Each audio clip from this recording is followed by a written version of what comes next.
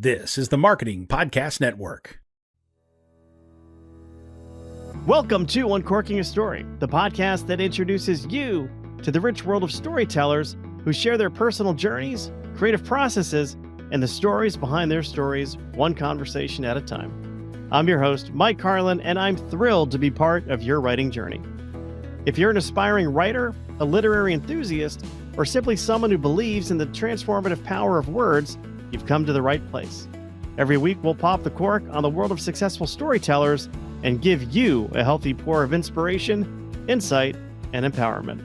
My mission is to help writers like you realize your full potential through the transformative and therapeutic power of writing. Whether you're just starting your literary voyage or looking to refine your craft, I'm here to provide you with the knowledge, inspiration, and encouragement you need to embark on your own storytelling adventure. So, are you ready to uncork your story and let your creativity flow? Uncorking a Story is about to begin. Sit back, relax, and let the transformative magic of storytelling whisk you away. Welcome to Uncorking a Story. Well, hey now, and welcome to another exciting episode of Uncorking a Story. I'm Mike Carlin, your host, and today I'm going to share with you my conversation with Natasha Daniels. But before I do, I want to remind you to please follow Uncorking a Story on all socials, including Instagram, Facebook, YouTube, and Twitter, and you can find us at Uncorking a Story on all of those platforms. And in particular, I'd love it if you could subscribe to our YouTube channel, as it's been a great growth vehicle for the show and a fun way for me to interact with the audience. Of course, please rate, subscribe, and review Uncorking a Story wherever you get your podcasts. All right, enough about that. I had a really deep conversation with Natasha Daniels about how to help children process grief, particularly when you yourself are also grieving. I don't want to give away too much of Natasha's story, but I do want to reflect on something that we talked about that you might find useful in your own writing, which is ways in which writing has therapeutic properties. Now, think about it. When you're writing, it's really some quality alone time with just you and your thoughts. And you're really focused on what you're writing, and when you're that focused on one thing in particular, you're basically living in the moment because you can't really be worrying about what's for dinner when you're writing dialogue or exposition. I suppose you could, right? But your writing will suffer, and maybe you'll accidentally free associate a recipe for marinara sauce in the middle of a chapter. And, come to think of it, maybe that's why all those recipes were included in those Red Sparrow books, if you read them. I always thought that was kind of weird. At the end of each chapter, there was like a recipe for like borscht. Um, but I digress. I like to think writing is the ultimate guided visualization. Because like when I write, I'm literally seeing what I'm writing as I'm writing it. And in that way, it's like meditative for me. And it's a great way to get to know myself. And sometimes it scares me when I write something strange. It's like, where did that come from? Where did that idea come from? That was dark. I didn't realize I was that dark, but it happens. And it's a good way to get to know yourself, even if you're writing fiction. You can also turn to writing as a way of helping to process your emotions. Why do you think journaling is so popular? A lot of writing coaches say journal every day. A lot of therapists say journal every day too. There's definitely a link there. I don't think I'm alone in believing this. So again, think of writing as therapy, and you might be surprised with what comes out from your subconscious. All right, today's guest is Natasha Daniels. She turned to writing after her husband passed away suddenly, leaving her widowed with 3 young children, and her kids were all expressing their grief in different ways. So Natasha literally then wrote the book on grief in children, and it's really her story to share. So we'll let her uncork that momentarily. Natasha Daniels is an anxiety and OCD child therapist and has published multiple books, including How to Parent Your Anxious Toddler, Anxiety Sucks, A Teen Survival Guide, Social Skills Activities for Kids, and It's Brave to Be Kind.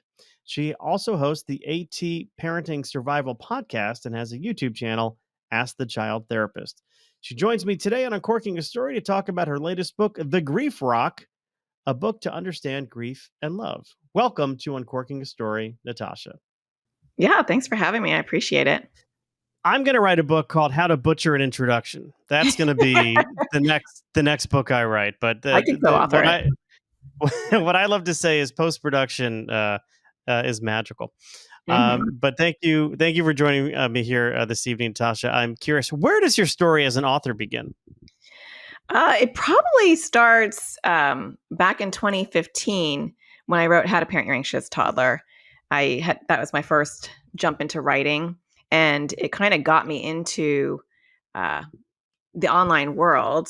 Sorry, my eyes are burning for some reason, and uh, and got me into helping parents globally and writing and working with publishers and doing all that fun stuff was my first introduction. So was it fun? I mean, you say all that fun stuff, or are you being, or do I detect a little bit of sarcasm there? Being a little facetious. Yeah, it was that my first book was dense. It was clinically dense. It was definitely a process that I wasn't used to. So the least fun of all the books I've written for sure. Well, I want to dive into your background a little bit. So, clearly you are a therapist, a child therapist. What sort of brought you into that career, and kind of where were you in life when you said, you know what, I want to spend the rest of my life doing this? I don't know if I ever said that, but it actually was like my private practice was kind of quiet, and I am just a go-getter, I guess. I can't handle any downtime, and so I was like, I need a plan B, and what books are out there?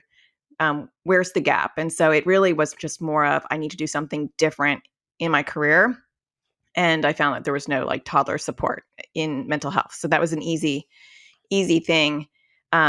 But then once I did write that book and I created an online world, then that buzz started to happen where I was like, oh, this is kind of interesting. You can have a big impact, small, bigger than this one-on-one session that I'm having. And so that opened up my eyes to a different world. Yeah. When did you decide in general to become a therapist? That goes way back. I was middle child, so I always was a therapist, and so it started from birth. But I think progressively, there was a lot of mental health issues in my family, and I think from early on, I wanted to be a therapist because I wanted to fix my dad, and they accidentally kept putting me with kids, and so eventually, I was like, all right, I love kids, I'm going to be a child therapist instead. So it started with that. And then I had 3 kids, and because obviously mental health issues are genetic, I birthed 3 kids with anxiety and OCD, which then became ironic because I'm an anxiety and OCD child therapist. People think I did that for my kids, but it actually was the chicken came first. So Right. Right. Well, they say, the God or the universe gives you what you can handle, and apparently, the great yeah, source out there thought you could handle. I Thought you guess could handle so. that. Or has a sense of humor, one or the other. Well, that's true because I have triplets, and there is Oh boy. no, there's no bigger laugh than the fact of me going from 0 babies to 3 babies when I was like 27 years old. It's Oh my like, gosh, that's just cruel. you know, it was, what, it was cruel. It was, I like to say, like, somewhere the government could learn. If the government really is into torture, right? Like we've heard the rumors. Sleep deprivation and screaming babies are like maybe two underutilized torture tactics. I mean, sure, there's waterboarding, and I hate to make light of such things, but the sleep deprivation one has after raising multiples, while not having any other kids to compare them to, is something that can be considered traumatic. Oh yeah, Um, an but easier torture device for sure. Sure, sure. Well, I do want to talk about the grief rock. So tell me, what can you share with us about your latest book? Well, it wasn't. I didn't write it because of my expertise. This one actually happened because of a personal experience where my husband suddenly passed away at 42, and um, because I am a child therapist, I just went to the books. I'm into like bibliotherapy. I write books, and so uh, my youngest, I had 3 kids at the time. Still, actually have 3 kids, 9, 11, and 18. And that was about 3 years ago. And my youngest in particular was having a really hard time, and I was just trying to find her different books. And there was literally a pile on my counter, and she was getting angrier. She's a feisty kid. She was just like, this is stupid and this doesn't work. And so eventually I was just like, okay, I just have to use my therapy skills and help her. Grief was my least favorite thing to ever work on in therapy because I'm solution focused. I'm skill based. Like that's why I like anxiety and OCD. And so grief to me was like, well, what do I do with grief? Like you can't fix that. And so I had to try because my child needed it. And I started to just talk to her about like, okay, this boulder has come and like cracked our house open. We've got this rock and we have to learn how to carry it. And it's hard to eat. It's hard to sleep. It's hard to do anything. People stare at you because you're carrying this rock. And I just use this metaphor out of survival. Really, my brain wasn't working at all. And she picked up on that really quickly and started to talk about it. Like, oh, Mom, my rock is too big today. I can't talk to you. Or my rock showed up at school, Mom, and it was so embarrassing. And it became this language that we used for survival. And I really related to it myself. And then about a year later, when like the cloud, kind of dispersed a little bit and the grief fog was lifted, I was like, I should write down like our conversation. So I started to like journal them, and I had journaled them. So I went back and looked at, I was journaling everything because I had like widow fog. I guess that's a thing. And so and I'm not a journaler, but I was writing everything down every day. And so I went back and I actually found an area where I wrote like literally my conversation. So I just took that, sent it to my editor, my publisher rather, from previous books. And they're like, yep, that's a great book. And it's a very simplistic story about how this unfolded. Yeah, but what I love about it is you're taking something that so many people can relate to, and you're taking your pain and your grief and your desire to find, I guess, white space in the marketplace, but also helping other people with it. I mean, not just helping your own children who are suffering, but you're helping other people who you don't know who are going through the same thing. I'm stepping in. I'm trying to step into your shoes a little bit because while I didn't have a spouse who passed away, my older brother passed away this summer, and he, of course, had a spouse. He had a spouse, and he had 2 young kids. And I just remember. I remember sort of the day he. We kind of had a feeling that this was going to be the day. At least I had a feeling that this was going to be the day. And his kids came to see him in the hospital, and you could tell that they were saying goodbye. And it was really one of the most heartbreaking things I've ever seen in my life, just to see them together, the 4 of them together, as a family on the bed, perhaps for the last time, sobbing and hugging. And of course he did pass later that, evening, afternoon. And, it's still pretty fresh. I mean, that was only in June. But just kind of watching that family and how they've sort of adjusted, to this event that happened, 5 months ago now.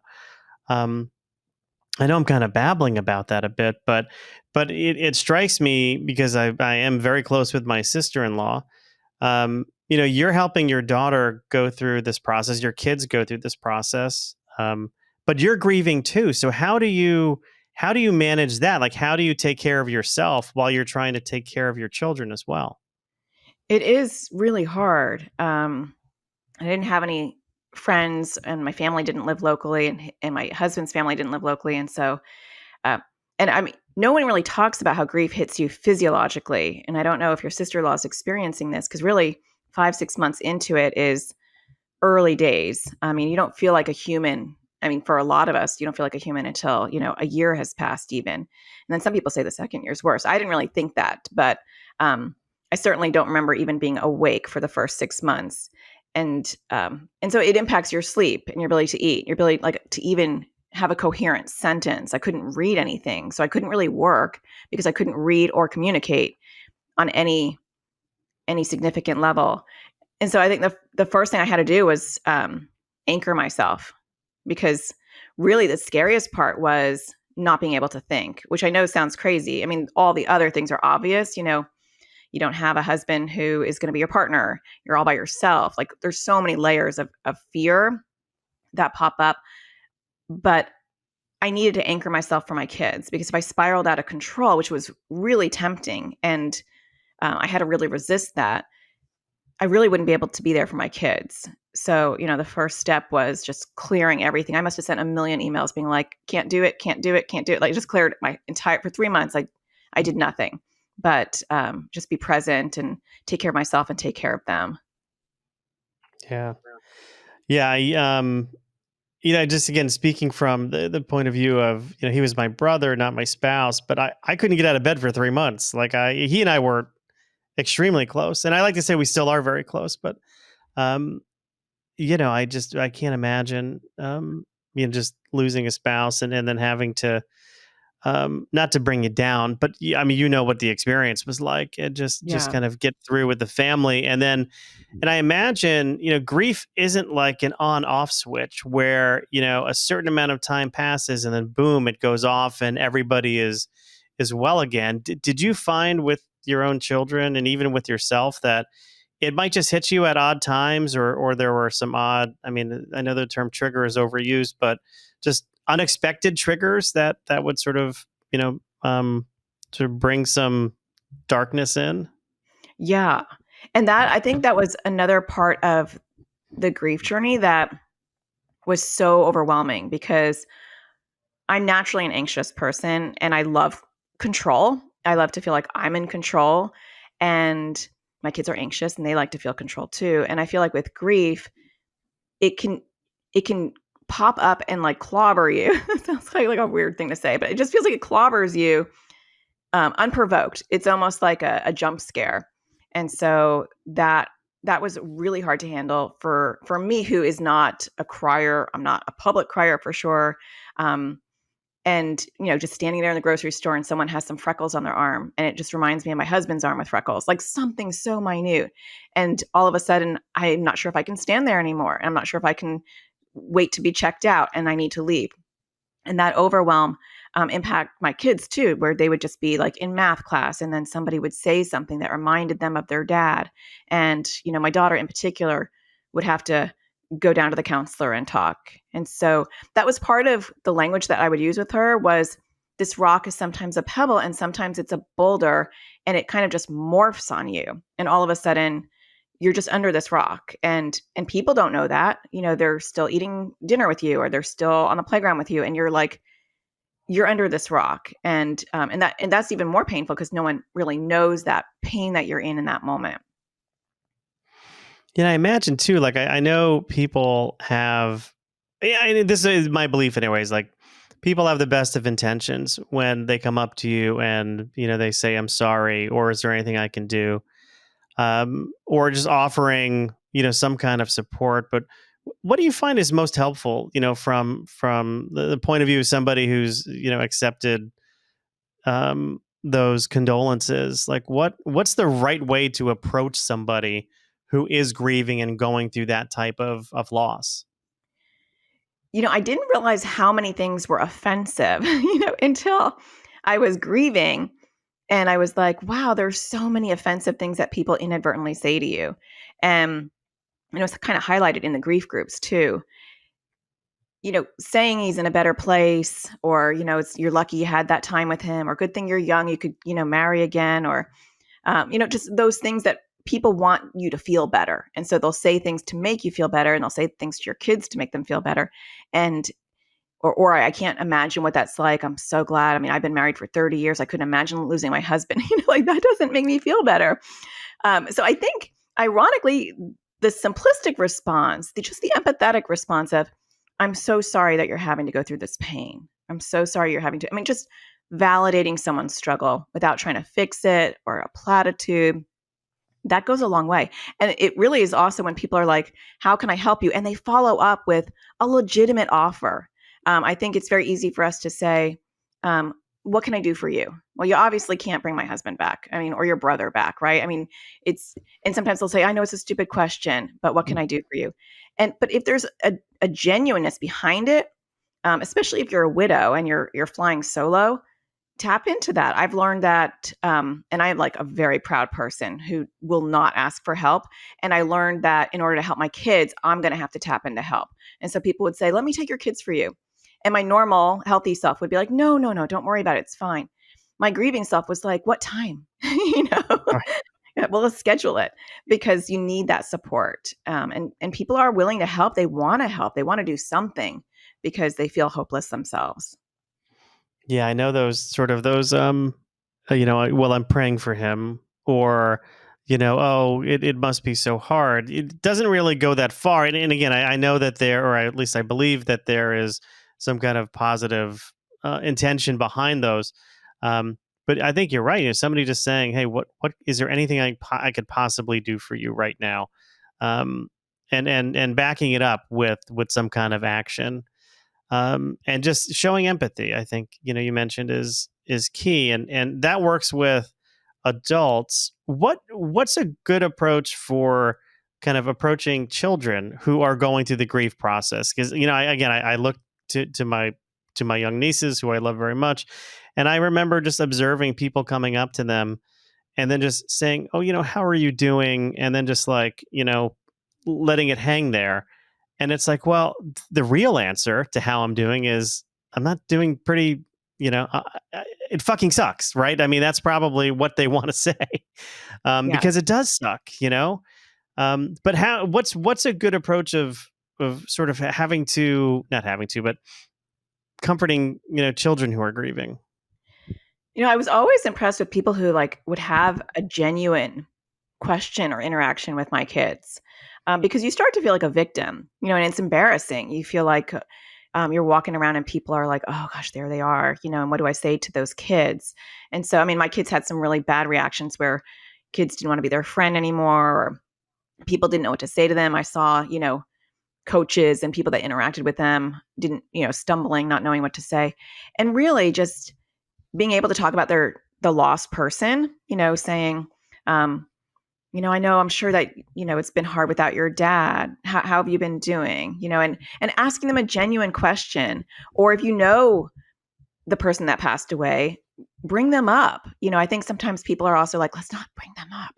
And it's actually a lot of times when you're grieving, kids want to talk about that person that they lost. They want to feel like they're still alive and they're still around them. And for relatives to bring them up, I think is a gift on some level. I do want to pause our conversation, talking about grief, and just look at that sign that's over your right shoulder. I love you to the moon and back, which is something my mother would always say to me whenever we'd be getting off the phone, and she would always say it to my children as well. Is there a story behind why that's on the wall behind you? No, I think I got it on sale and I loved it. I wish I had a better story for you, Mike. But I think that's a good enough story, though. To be honest, just the fact that I always look at as an author, I always look into everything and overanalyze everything. So I'm always wondering, like, hey, what about those flowers on your other shoulder? Any story behind those, or do you just like flowers too? I have a good story. No, I'm just kidding. Probably the same day that I bought that one. I'm one of those people, like, I want to convey a message without, like, I want a subliminal message when I'm, I have a YouTube channel. And so I wanted something that was giving someone a positive message during my videos. So that's why I found that. Yeah, well, it worked, and it spurred a conversation, or at least a question. What do you hope people get out of this book? Let's say somebody goes to the store and buys it, reads it. What do you want the main takeaways to be? Ironically, I really wanted this book to be an adult coffee table book. I mean, that was my vision for it. It was going to be this beautiful art book because, like I keep saying, my brain wasn't working, and I know people just need simple words to process. No publisher was going to publish an adult coffee table book for grief. I guess it wasn't resonating. Maybe one day, if this book does really well, they'll be like, okay, we'll revisit. But I really want people to have a resource that gives them concrete tools when their kids are grieving, to say, here's like a preview. Like my daughter has celiac, so we have to go to the children's hospital like periodically to get her scoped or something like that. And they always have like a kids social worker that comes in, and I'm always so impressed with the level of detail they go into. this is the thing we're going to put over your face, and let's try it. And like 45 minutes, and I'm like, wow, that's commitment before the procedure. The 10-minute procedure. And I feel like my book is that. It's like, it's a procedural explanation of what you're about to experience or what you're experiencing, and it normalizes it. So when I know that I am like being crushed by a rock, I know, I know that was supposed to happen. And when I'm feeling happy and overwhelmed and fun, I know that that's going to happen too.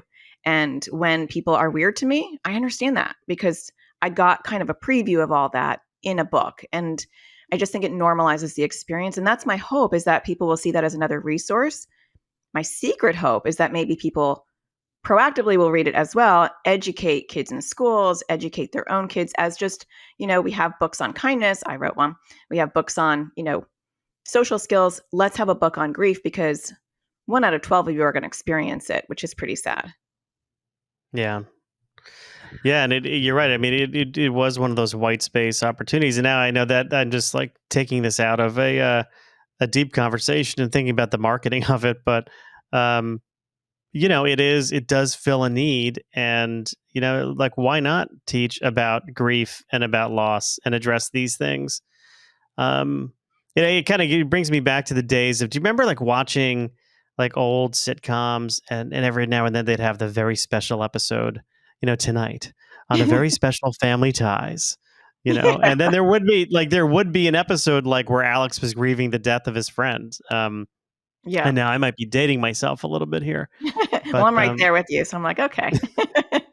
but why not? I mean, why not have, why not address this in a way that's a little bit more, direct towards kids? Because you're right. I mean, you say 1 out of 12 are going to experience it. It's that's a sobering statistic. Yeah. And that is an immediate family member, a parent or a sibling. That's not grandparents or anything outside of that. So yeah, when I saw that statistic, I thought that is really crazy, because I feel like we sanitize grief. And so people are kind of like the plague when they are grieving, because it's, especially if it's like a parent or a brother or sister of yours, and you're a kid, it's like, whoa, that's not supposed to happen. That's out of order. And so people don't know how to respond to that. And if we normalized it more, we talked about it more, because it is impacting people, it wouldn't be such a taboo, scary thing to talk about. Yeah, I think we did a good job. I say we. Uh, Others have done a good job normalizing things that were not talked about, right? So, in the 80s into the 90s, it was normalizing things that were taboo in the 60s and 70s. And why not? Why not make, grieving, grief and children who are grieving something that's a little bit more normal, just so it isn't as foreign. Yeah. Well, let's take another break from talking about grief. And I always like to get to know my guests a little bit more by asking some questions around pop culture. And I'm curious, I know everyone gets nervous here, but these questions are not hard and you're not being graded. And if you were being graded, I'd be nice and grade on a curve. But I'm curious, when you were growing up, Natasha, did you have any favorite TV shows, anything you like to watch growing up? Oh my gosh, this is going to tap into my memory. Well, I did like Family Ties, so I did watch that. Well, that was an easy one because I kind of fed it to you a few minutes ago. I know, I like the softball. I know, I really did like Family Ties. I like Friends, but that's not going all the way back to the 80s. But I did like Friends. I guess that's 90s. And we're going back to the 70s for me. So we're going way back. I'm a big fan of 70s TV. So what do you got? Brady Bunch. Of course. Do you know how many? I mean, 302 episodes of the show, or probably a little bit more at this point. The Brady Bunch has come up at least 50 times. It's a classic. At least 50 times. It is a classic, but and I always want to know, like, what is it about the Brady Bunch that really gravitate? Why do people gravitate to that? And I've heard so many different answers, but I'd be curious about what your answer is. Why the Brady Bunch for you? Well, Fantasy Island too. I think I actually like Fantasy Island better, but I feel like there was not a lot of options, to be honest. I feel like, and you had to watch what was on TV. You didn't get to, pick. It wasn't a menu. Go to Netflix. I feel like Brady Bunch was always on. I honestly don't think there was anything magical about the show. I mean, there was 4 of us growing up, so it felt kind of like we were about half the Brady Bunch, so I could relate to that. But otherwise, it was just killing time. To me, I think about it, and this is an answer somebody gave me, and I thought it was a good one, which is, divorce was such a taboo subject. And, you look at the Brady Bunch and, clearly it's about a blended family, both families, originally had spouses previous spouses, and they came together, and it was like one big happy family, and it kind of normalized something maybe that was not considered normal or something to be proud about back in the day. So that was Yeah. always my take. And plus, they always had good guest stars on the Brady Bunch. You got your Davy Jones every now and then, or I believe a Joe Namath came on once. So That is true. um, but yeah, I can't let Fantasy Island slip by though, because that was one of my favorite shows too. I mean, it was like Love Boat Fantasy Island was like, I mean, to me at almost 50 years of age, that would be an ideal night in, right? Being Oh, yeah. able to put my feet up, have a fire in the fireplace, watch Captain Steubings, and then watch, Mr. Rourke would be just a fantastic night. Yeah. When I get home this weekend, that's what I'm going to do. Good luck finding that. But yeah, I guess you can find anything. Well, where there's a will, there's a way. That's what That I is always true. say, Natasha. What about music? What did you like to listen to growing up? I went through a like goth phase in the 90s. So I was 9 Inch Nails and Oh yeah. Fugazi. I was all like hardcore back in the day. Do you remember the band in the 90s? Now, they were a regional band, and I went to school in Connecticut, not far from Boston. So this was a regional band out of Boston. But do you remember a band called Letters to Cleo? I don't. Now I feel like Okay. I'm uncool. No. You're totally cool, because they really were just like a regional, like New England band. But my daughter, so the triplets are 21 now. She really got into them, and because the lead singer was in the movie 10 Things I Hate About You, which has like cult status now with my kids' generation. And anyway, the long story short there is that we're going to see this 90s alt Oh, band that's cool. this weekend in Boston. So I'm very excited about that. That's a fun bonding thing.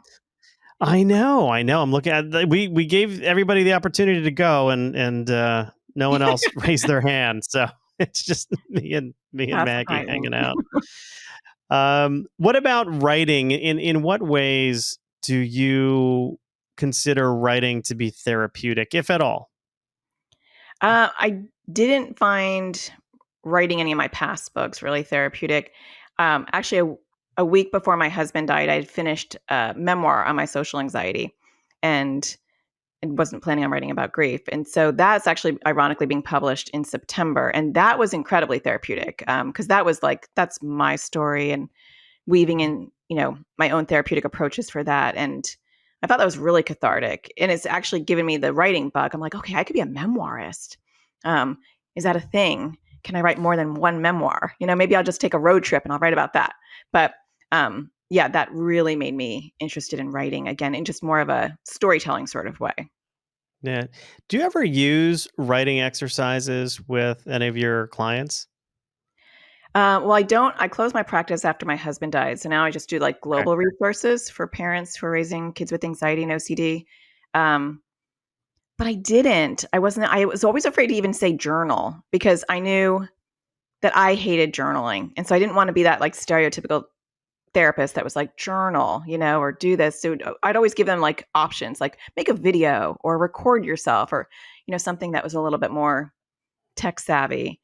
But now I really do see where it's very cathartic to write if someone's really into writing. And two more questions for you. These do get progressively harder. Um, not to freak you out at all, Uh-oh. but if you could write a letter to the younger Natasha, this is my letter to me question, or the dear younger me question. What are some of the things you might tell a younger Natasha about what her future life is going to be like, and how would you reassure her somehow? Well, it's funny that you say that, because my memoir is all about that. I have therapy sessions with my younger self throughout until I catch up with me, and then it's weird. But um, I think I would tell myself, depending on what age, because there was a lot of chaos in my childhood. And so my older than 7-year-old self, I would tell her that I'm more resilient than I think, and that I'm a strong person, because I think it's not until recently that I started to believe that, like, I can do hard things. I am resilient. So I would remind her that she's going to go through a whole bunch of horrible stuff. buy a lot of toilet paper in 2020 and, warn her of some things, and then let her know, that life is impermanent and don't hold on too tight, but that's okay because you always have yourself. And that's something I've had to tell myself. I won't disappear. I have me. And that's really the only thing we can guarantee in life. And that's not a sad thing. That's just a reality to embrace if you are comfortable with your own company. And the last question could be the hardest one, but you tell me. Have you found in just over the past few years, kind of going through your own grief journey, have you found any silver linings to it? Have you found anything you can point to and say, going through this has been a blessing because, and I know that word blessing is maybe too big of a word, but has there been anything positive that's come out of your experience of grief? There has. And I think people don't want to hear that because it makes them uncomfortable, but you're going to continue living. And I think for my kids and I, we realized that tomorrows are not a guarantee. So we got really tight. I closed my private practice. I do online stuff so I can take a laptop and go anywhere in the world. And we started traveling. We've been to Bali, we've been to Istanbul, we've been to Europe, Greece, Hong Kong, like just in the last 3 years, and realizing that like we have to really soak up our life right now. And I've become so much more focused on my relationship with my kids and my parenting, not getting lost in the details of life, trying to like really soak up and have gratitude for every day, for my coffee, for like, just little, not getting hung up on the little things like, oh, there's traffic or of course we all do, but bringing it back and having that awareness, which I think having that really close loss has gifted me with, because I recognize that, this can all go away. I don't want to take anything for granted. Yeah. Well, thank you. Thank you so much for sharing that with me. And I want to give you the opportunity to let the audience know where they can find out more about you. So, Natasha, do you have a website or any social media handles that you can share with us? I do. All my work is for anxiety and OCD for kids. And so you can find all that at AT Parenting Survival. So atparentingsurvival.com, AT Parenting Survival on social media. The Grief Rock, because I obviously don't really create a lot of grief stuff, is on Amazon, Barnes & Noble. And so you can go to natashadaniels.com/grief, and I'll take you to Amazon so that you can learn more and see my other books too that are completely unrelated. Very good. Well, I will put all of that in our show notes. So those of you who are listening can just easily go to the show notes and find all the links for Natasha that will be there. Natasha, thank you so much for stopping by and Uncorking a Story and letting me uncork yours. Yeah, I appreciate it. Thanks for having me on.